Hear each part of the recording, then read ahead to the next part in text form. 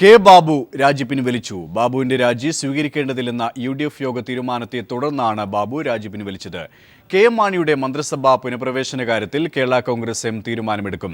മാണിക്ക് പൂർണ്ണ പിന്തുണ നൽകാനും UDF തീരുമാനിച്ചു. ബാർക്കോഴ കേസിൽ FIR ഫയൽ ചെയ്ത് അന്വേഷണം നടത്താനുള്ള തൃശൂർ വിജിലൻസ് കോടതി ഉത്തരവിനെ തുടർന്നായിരുന്നു ബാബുവിന്റെ രാജി. എന്നാൽ കഴിഞ്ഞ 23-ന് നൽകിയ രാജി മുഖ്യമന്ത്രി സ്വീകരിച്ചിരുന്നില്ല.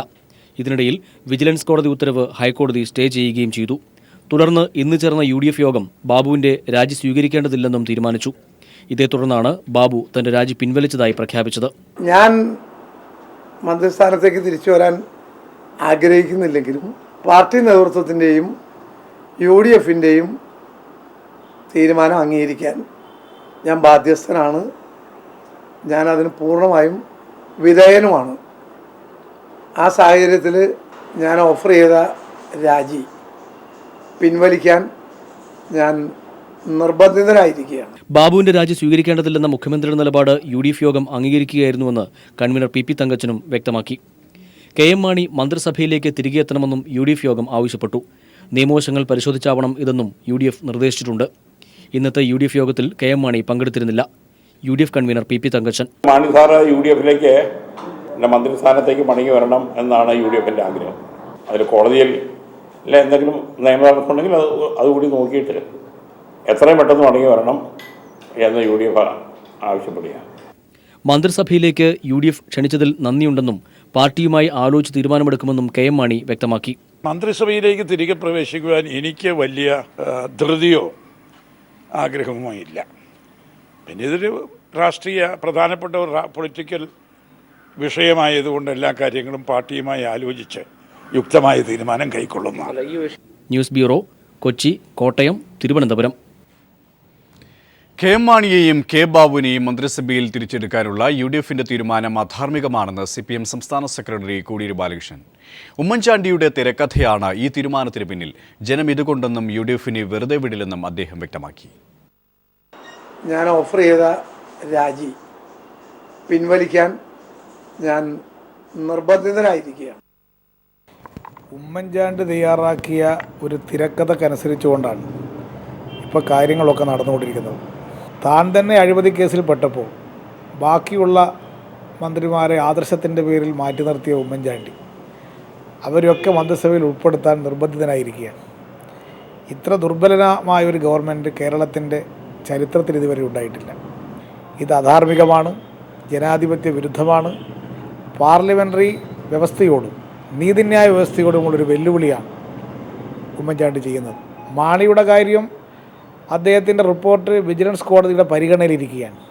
ഇത് തനിക്ക് രക്ഷപ്പെടാൻ ഇങ്ങനെയുള്ളതിൽപ്പെട്ടവരെല്ലാം എൻ്റെ ചുറ്റും കൂടിക്കൊള്ളൂ എന്നുള്ള നിലപാടാണ് ഉമ്മൻചാണ്ടി ഇപ്പോൾ സ്വീകരിച്ചിരിക്കുന്നത്. ഇതുകൊണ്ടൊന്നും ജനങ്ങൾ ഉമ്മൻചാണ്ടിയെ വെറുതെ വിടാൻ പോകുന്നില്ല. സോളാർ കേസിൽ ഗൂഢാലോചനയുണ്ടെന്ന് പറയുന്ന മുഖ്യമന്ത്രി അത് പറയാൻ തയ്യാറാകണമെന്ന് CPM സംസ്ഥാന സെക്രട്ടറി കോടിയേരി ബാലകൃഷ്ണൻ. TP ശ്രീനിവാസനെ മർദ്ദിച്ച സംഭവം അംഗീകരിക്കാൻ കഴിയില്ലെന്നും കോടിയേരി പറഞ്ഞു. മദ്യനിരോധനമല്ല, മദ്യവർജനമാണ് LDFിന്റെ നയമെന്നും അദ്ദേഹം വ്യക്തമാക്കി. സോളാർ കേസിൽ സരിത നടത്തിയ പുതിയ വെളിപ്പെടുത്തലുകളിൽ ഗൂഢാലോചനയുണ്ടെന്നാണ് മുഖ്യമന്ത്രി ഉമ്മൻചാണ്ടി പറയുന്നത്. എന്നാൽ ഈ ഗൂഢാലോചന പുറത്തു പറയാൻ മുഖ്യമന്ത്രി തയ്യാറാകണമെന്ന് CPIM സംസ്ഥാന സെക്രട്ടറി കോടിയേരി ബാലകൃഷ്ണൻ ആവശ്യപ്പെട്ടു. ഇപ്പോൾ രക്ഷപ്പെടാനായി മനസാക്ഷിയെ കൂട്ടുപിടിച്ചിരിക്കുകയാണ് മുഖ്യനെന്നും കോടിയേരി കുറ്റപ്പെടുത്തി. ഈ ഗൂഢാലോചന പുറത്തു കൊണ്ടുവരാൻ ഉമ്മൻചാണ്ടി തയ്യാറാകാത്തത് സ്വന്തം പാളയത്തിലുള്ളവരാണ്. എന്തുകൊണ്ടാണ് ഉമ്മൻചാണ്ടി ആ ഗൂഢാലോചന ആരാണെന്ന് തുറന്നു പറയാത്തത്? എപ്പോഴും കോൺഗ്രസിൽ മുഖ്യമന്ത്രിക്കെതിരെ കോൺസ്പിറസി നടത്താറ് സ്വന്തം പാർട്ടിയിലുള്ളവരാണ്. രക്ഷപ്പെടാൻ മുഖ്യമന്ത്രി മനസാക്ഷിയെ കൂട്ടുപിടിച്ചിരിക്കുകയാണ്. കേസിൽ തെളിവ് നശിപ്പിച്ച IG പോലും മുഖ്യമന്ത്രിയാണ് സംരക്ഷിക്കുന്നതെന്നും അദ്ദേഹം കൂട്ടിച്ചേർത്തു. കഴിഞ്ഞ ദിവസം കോവളത്ത് SFI പ്രവർത്തകൻ ഉന്നത വിദ്യാഭ്യാസ കൌൺസിൽ വൈസ് ചെയർമാൻ TP ശ്രീനിവാസനെ മർദ്ദിച്ച നടപടി പാർട്ടിക്ക് അംഗീകരിക്കാൻ കഴിയില്ലെന്നും കോടിയേരി പറഞ്ഞു. മദ്യനയത്തിന്റെ കാര്യത്തിൽ മദ്യനിരോധനമല്ല, മദ്യവർജനമാണ് LDFിന്റെ നയം. LDF അധികാരത്തിൽ വന്നാൽ കള്ളുചെത്ത് വ്യവസായത്തെ പുനരുജ്ജീവിപ്പിക്കുമെന്നും കോടിയേരി പ്രതികരിച്ചു. കതിരൂർ മനോജ് വധക്കേസിൽ UAPA വകുപ്പ് ചുമത്തിയത് ഗൂഢാലോചനയുടെ ഭാഗമായാണ്. തെരഞ്ഞെടുപ്പ് സമയത്ത് P ജയരാജനെ ജയിലിലടയ്ക്കണം എന്നതാണ് കേന്ദ്ര സംസ്ഥാന സർക്കാരുകളുടെ ലക്ഷ്യം. ഇരട്ട നീതിയാണ് ആഭ്യന്തര വകുപ്പ് ഇത്തരം നടപടിയിലൂടെ നടപ്പാക്കുന്നതെന്നും കോടിയേരി കുറ്റപ്പെടുത്തി. UAPA ജയരാജന്റെ നേരെ ചുമത്തിയത് ബോധപൂർവമായി ചുമത്തിയതാണ്. ഈ അസംബ്ലി തെരഞ്ഞെടുപ്പ് നടക്കുന്ന സന്ദർഭത്തിൽ ജയരാജനെ ജയിലിലടക്കണം. അതിനുവേണ്ടി ഉണ്ടാക്കിയൊരു കേസാണ്. ഒരു ജനവിധിയിലൂടെയല്ലാതെ LDF ഒരു മന്ത്രിസഭയിലേക്ക് വരില്ല. സർക്കാരിനെ അട്ടിമറിക്കാനായി LDF ആർക്കും പണം നൽകിയിട്ടില്ലെന്നും കോടിയേരി ബാലകൃഷ്ണൻ തിരുവനന്തപുരത്ത് വ്യക്തമാക്കി. News bureau, Thiruvananthapuram. വിജിലൻസ് കോടതി വിധിയെ സസ്പെൻഡ് ചെയ്ത ഹൈക്കോടതി വിധിയെ സമൂഹത്തിലെ പലരും സംശയത്തോടെ കാണുന്നുവെന്ന് പിണറായി വിജയൻ. ജഡ്ജിമാരെ അധിക്ഷേപിക്കരുത്, ഉപേതായാലും അങ്ങനെ ചെയ്യരുതെന്നും പിണറായി അഭിപ്രായപ്പെട്ടു. സോളാർ കേസിലെ തന്റെ പങ്കാളിത്തം പുറത്തു വരാതിരിക്കാൻ ഉമ്മൻചാണ്ടി എന്ത് നെറികെട്ട കളിയും കളിക്കുമെന്നും പിണറായി പറഞ്ഞു. തനിക്കെതിരെ വിധി പറഞ്ഞ ജഡ്ജിയെ അനുയായികളെ ഉപയോഗിച്ച് അധിക്ഷേപിക്കുന്ന നടപടി ഉമ്മൻചാണ്ടി അവസാനിപ്പിക്കണമെന്ന് പിണറായി പറഞ്ഞു. ലഭിച്ച പരാതിയിൽ കഴമ്പുണ്ടോ എന്ന് പരിശോധിക്കാൻ മാത്രമാണ് വിജിലൻസ് ജഡ്ജി പറഞ്ഞത്. ഇതിന് 2 മാസത്തേക്ക് സ്റ്റേ അനുവദിച്ച ജസ്റ്റിസ് ഉബൈദിന്റെ നടപടി സംബന്ധിച്ച് ഒരുപാട് സംശയങ്ങൾ ഉയർന്നിട്ടുണ്ടെന്ന് പിണറായി പറഞ്ഞു. അപ്പോൾ ജഡ്ജിയുടെ വിധിയെപ്പറ്റി എന്താണെന്നുള്ളത് കൃത്യമായിട്ട് പറയാൻ പറ്റില്ല. എന്നാൽ ഒരുപാട് സംശയങ്ങൾ ഇപ്പോൾ വന്നിട്ടുണ്ട്. ആ സംശയമാണ് നിങ്ങൾ ഉന്നയിച്ചത്. ഞാൻ ആ സംശയമായിട്ട് ഉന്നയിക്കുന്നില്ല. പക്ഷേ നിങ്ങളെപ്പോലുള്ള ആളുകൾക്ക് മാത്രമല്ല, സമൂഹത്തിൽ ധാരാളം പേർക്ക് ഈ സംശയം ഉയർന്നു വന്നിട്ടുണ്ട്. സോളാർ തട്ടിപ്പ് സംബന്ധിച്ച് തെരഞ്ഞെടുപ്പ് വരെ ഒരു അന്വേഷണവും നടക്കരുതെന്ന് ഉമ്മൻചാണ്ടി ആഗ്രഹിച്ചു. ഇത് ഹൈക്കോടതി പരിഗണിച്ചാലും ഇല്ലെങ്കിലും ഉമ്മൻചാണ്ടി ആഗ്രഹിച്ചത് നടന്നു. തിരുവനന്തപുരത്ത് വിദേശകാര്യ വിദഗ്ധൻ TP ശ്രീനിവാസനെ കയ്യേറ്റം ചെയ്ത നടപടിയോട് യോജിപ്പില്ലെന്ന് പിണറായി പറഞ്ഞു. അതൊരു അതിർകടന്ന നടപടിയായിട്ടുണ്ട്. അതായത് ശ്രീനിവാസൻ ഇതിനെ പ്രതിനിധീകരിക്കുന്നു എന്നതുകൊണ്ട് ശ്രീനിവാസനോട് പ്രതിഷേധം ഉണ്ടാകാം, അത് വേറെ. അത് വ്യക്തിപരമായ പ്രതിഷേധമല്ലാലോ, വ്യക്തിപരമായി ആക്രമിക്കപ്പെടേണ്ട ഒരാളല്ലാലോ. വിദ്യാഭ്യാസ രംഗത്തെ വാണിജ്യവൽക്കരണത്തിനെതിരെയുള്ള ജനകീയ സമരങ്ങളെക്കുറിച്ച് അവമതിപ്പുണ്ടാക്കാൻ ഇതിടയാക്കുമെന്നും പിണറായി പറഞ്ഞു. പാലക്കാട് നിന്നും സാലി മുഹമ്മദ്. ബിജു രാധാകൃഷ്ണനെ പൂജപ്പുര സെൻട്രൽ ജയിലിൽ സ്വാധീനിക്കാൻ ശ്രമം. മൂവാറ്റുപുഴ സ്വദേശികളാണ് ബിജുവിനെ കാണാൻ ജയിലിൽ എത്തിയത്. 3 പേരിൽ ഒരാൾ ജയിലിനുള്ളിൽ കയറി ബിജുവുമായി ചർച്ച നടത്തിയതായി ജയിൽ അധികൃതർ സ്ഥിരീകരിച്ചു. ശബ്ദരേഖ പീപ്പിളിന് ശബ്ദരേഖയിലേക്ക്. ഹലോ, നമസ്കാരം. ഞാൻ കൈരളി TV നിന്നാണ്. സാറേ, ഈ ബിജു രാധാകൃഷ്ണനെ കാണാൻ വേണ്ടി 3 പേര് ഇപ്പോൾ അവിടെ വരുന്നുണ്ടോ? പെർമിഷൻ വല്ലതും വാങ്ങിയിട്ടുണ്ടോ? അതിന്റെ ഡീറ്റെയിൽസ് അറിയത്തില്ല. അത് വെൽഫെയർ സെഷനുമായിട്ട് ബന്ധപ്പെട്ടാലേ അറിയാം. ഒന്ന് നമ്പർ, അവിടുത്തെ നമ്പർ എന്ന് പറയാം സാറേ. ഒന്ന് ഹോൾഡ് ചെയ്യോ, ഞാൻ കൊണ്ട് കണക്ട് ചെയ്യാം. ഹലോ, പറഞ്ഞോളൂ. ബിജു രാധാകൃഷ്ണനെ കാണാൻ വേണ്ടി 3 പേര് പെർമിഷൻ ചോദിച്ചിട്ടുണ്ടോ ഇപ്പോ? അതാരൊക്കെയാണ്? അതാരാ സാർ അത്? അതിന്റെ ഡേറ്റ് ഇല്ലല്ലോ, ഓഫീസൊക്കെ അടച്ചു പോയല്ലോ ഇപ്പം. അതെ അല്ലേ? എപ്പോഴാണ് ടൈം ചോദിച്ചിരിക്കുന്നത്? അവർ കണ്ടിട്ട് പോയല്ലോ. ഇതിന്റെ കൂടുതൽ വിവരങ്ങൾ നൽകാൻ ജീവൻ കുമാർ ചിരികയാണ്. ജീവൻ, സരിതയുടെ മൊഴി അട്ടിമറിക്കാനുള്ള ആസൂത്രിതമായ നീക്കം, അതിന്റെ ഭാഗമായി തന്നെ ബിജു രാധാകൃഷ്ണനെ സ്വാധീനിക്കാനുള്ള ശ്രമം, എന്തൊക്കെയാണ് വിവരങ്ങൾ? സുരേഷ്, 3 എറണാകുളത്ത് നിന്നുള്ള 3 കോൺഗ്രസ് നേതാക്കളാണ് വന്നത് എന്നാണ് നമുക്ക് വിശ്വസനീയമായ കേന്ദ്രങ്ങളിൽ നിന്നും നമുക്ക് ലഭിക്കുന്ന വിവരം. അവർ 3 പേരുണ്ടായിരുന്നു. എന്നാൽ വാലിഡായ ID ഉണ്ടായിരുന്ന ഒരാൾ മാത്രമാണ് ജയിലിനുള്ളിൽ പ്രവേശിച്ചത്. ജയിൽ സമയം തീരുന്നതിന് മുമ്പ് ചട്ടപ്രകാരം തന്നെയാണ് അവർ എത്തിയതും. കൂടിക്കാഴ്ച 5 മിനിറ്റോളം നീണ്ടു നിന്നു എന്നാണ് നമുക്ക് ഔദ്യോഗികമായി ലഭിക്കുന്ന വിശദീകരണമെങ്കിലും എത്ര നേരം കൂടിക്കാഴ്ച ഉണ്ടായിരുന്നു എന്നതിനെ സംബന്ധിച്ച് ചില വ്യക്തതകൾ കൂടി വരേണ്ടതുണ്ട്. വന്നത് മൂവാറ്റുപുഴയിൽ നിന്നുള്ള ചില ആളുകളാണ് എന്നാണ് നമുക്ക് ലഭിക്കുന്ന വിവരം. അവർ ബിജു രാധാകൃഷ്ണനുമായി ഈ സാഹചര്യത്തിൽ എന്താണ് കൂടിക്കാഴ്ച നടത്തിയത് എന്നതിനെ സംബന്ധിച്ച് കൃത്യമായ ചില വിവരങ്ങൾ ഇനിയും ലഭ്യമാക്കേണ്ടിയിരിക്കുന്നു.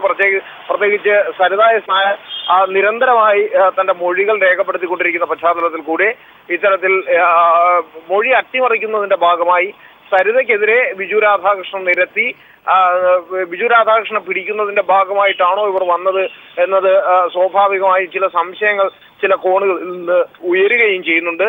ആ പശ്ചാത്തലത്തിൽ കൂടിയാണ് ഇപ്പോൾ ബിജു രാധാകൃഷ്ണനെ കാണുന്നതിനായി എറണാകുളത്ത് നിന്ന് 3 പേർ വന്നത്. അതിൽ ഒരാൾ വന്നതിന്റെ കാര്യം ഇപ്പോൾ ജയിൽ അധികൃതർ തന്നെ നമ്മളോട് സ്ഥിരീകരിക്കുകയും ചെയ്തിരിക്കുന്നു.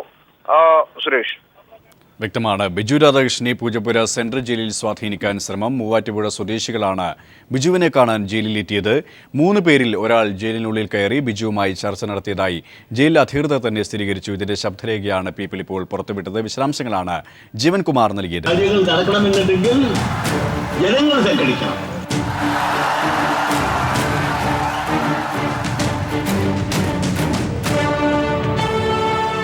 ചരിത്രം ഒരു ഓർമ്മപ്പെടുത്തലാണ്, ഒപ്പം ഭാവിയിലേക്കുള്ള ഒരു തിരുത്തൽ രേഖയും. പുതിയ ചിന്ത, പുതിയ കർമ്മം, പുതിയ കേരളം. പങ്കെടുക്കൂ, അണിചേരൂ ഈ ബഹുജന മുന്നേറ്റത്തിൽ.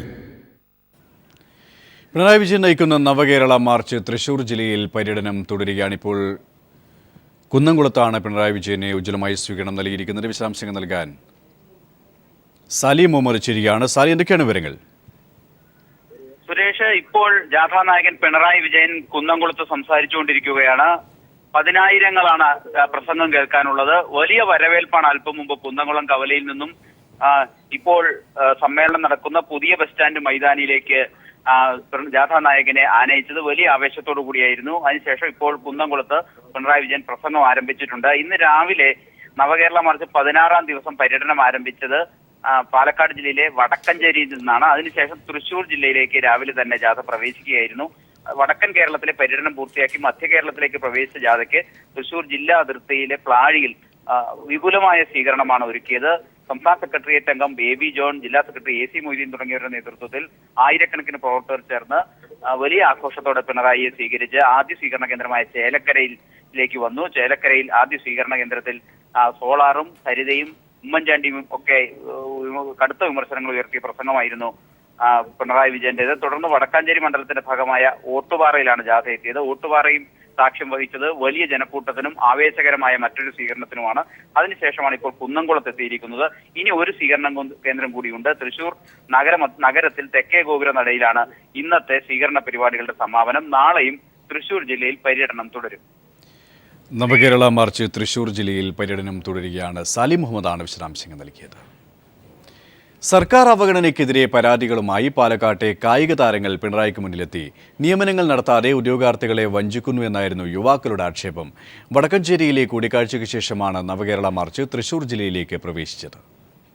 കായിക താരങ്ങൾ, പരിശീലകർ, മുൻ കായിക താരങ്ങൾ എന്നിവർക്കെല്ലാം പരാതി മാത്രമാണ് പിണറായിക്ക് മുന്നിൽ അവതരിപ്പിക്കാനുണ്ടായിരുന്നത്. കായിക രംഗത്ത് മികവ് പുലർത്തുമ്പോഴും പാലക്കാട് ജില്ലയിൽ അടിസ്ഥാന സൗകര്യങ്ങൾ ഇല്ലെന്നിവർ പറഞ്ഞു. ഇൻഡോർ സ്റ്റേഡിയം പണി പൂർത്തിയാകാതെ നിൽക്കുന്നു. നല്ലൊരു ഫുട്ബോൾ ഗ്രൗണ്ടോ സിന്തറ്റിക് ട്രാക്കോ ജില്ലയിലില്ല. ഹയർ സെക്കൻഡറി സ്പോർട്സ് കോട്ട വർദ്ധിപ്പിക്കണം തുടങ്ങിയ ആവശ്യങ്ങളാണ് പ്രധാനമായും ചർച്ചയിൽ ഉയർന്നു വന്നത്. ഒരുപാട് നാഷണൽ ഇന്റർനാഷണൽ അത്ലറ്റ്സ് നമുക്ക് കൊണ്ടുവരാൻ പറ്റിയിട്ടുണ്ട്. പക്ഷേ ഇവിടെ നമുക്ക് അതിൻ്റെതായ ഒരു ഫെസിലിറ്റി നമുക്ക് കിട്ടുന്നില്ല. ഒരു സിന്തറ്റിക് ട്രാക്ക് ഇല്ല, അതുപോലെ നല്ല ഫുഡില്ല. ഇപ്പോൾ എറണാകുളം ജില്ലയിലൊക്കെ ആണെങ്കിൽ അവിടെ ഒരുപാട് സ്പോർട്സ് ഹോസ്റ്റലുകളും അവിടെ അതിൻ്റെതായ ഫുഡും അതേ ഹൈ ഫെസിലിറ്റീസും അവർക്കുണ്ട്. നിയമനം നടക്കുന്നില്ലെന്ന പരാതിയുമായാണ് യുവജന സംഘടനാ പ്രതിനിധികളും റാങ്ക് ഹോൾഡേഴ്സ് ഭാരവാഹികളും എത്തിയത്. റാങ്ക് ഹോൾഡേഴ്സിന്റെ പ്രശ്നം കൊണ്ട് പെൻഷൻ പ്രായ വർധന ഇപ്പോൾ നടന്നുകൊണ്ടിരിക്കുന്ന ഇല്ല എന്ന് പറയുന്ന നിയമന നിരോധനമാണ് ഇപ്പോൾ നടന്നുകൊണ്ടിരിക്കുന്നത്. നിയമനം ഇല്ലാന്ന് ഗവൺമെന്റ് പറയുമ്പോഴും നടന്നുകൊണ്ടിരിക്കുന്ന നിയമന നിരോധനത്തെ പറ്റിയുള്ള കാര്യങ്ങൾ വിശദീകരിക്കാൻ ഞങ്ങളോട് വന്നത്. LDF സർക്കാർ അധികാരത്തിൽ വന്നാൽ ഇൻഡോർ സ്റ്റേഡിയത്തിന്റെ നിർമ്മാണം പൂർത്തിയാക്കുമെന്ന് പിണറായി ഉറപ്പു നൽകി. മറ്റാവശ്യങ്ങളും ഗൗരവമായി പരിഗണിക്കും. PSC റാങ്ക് ലിസ്റ്റിന്റെ കാലാവധി നീട്ടി ഉദ്യോഗാർത്ഥികളെ സർക്കാർ വഞ്ചിക്കുകയാണ്. ഇത്തരം സാഹചര്യം LDF സർക്കാരിന്റെ ഭാഗത്തു നിന്ന് ഉണ്ടാകില്ലെന്നും പിണറായി പറഞ്ഞു. News bureau, Palakkad. മുതിർന്ന മാധ്യമപ്രവർത്തകനും ഏഷ്യാനെറ്റ് ന്യൂസ് എഡിറ്റർ ഇൻ ചീഫുമായ TN ഗോപകുമാർ അന്തരിച്ചു. 58 വയസ്സായിരുന്നു. ഇന്ന് പുലർച്ചെ 3:50 തിരുവനന്തപുരത്തെ സ്വകാര്യ ആശുപത്രിയിലായിരുന്നു അന്ത്യം. സംസ്കാരം പൂർണ്ണ ഔദ്യോഗിക ബഹുമതികളോടെ തിരുവനന്തപുരം തൈക്കാട് ശാന്തി കവാടത്തിൽ നടന്നു.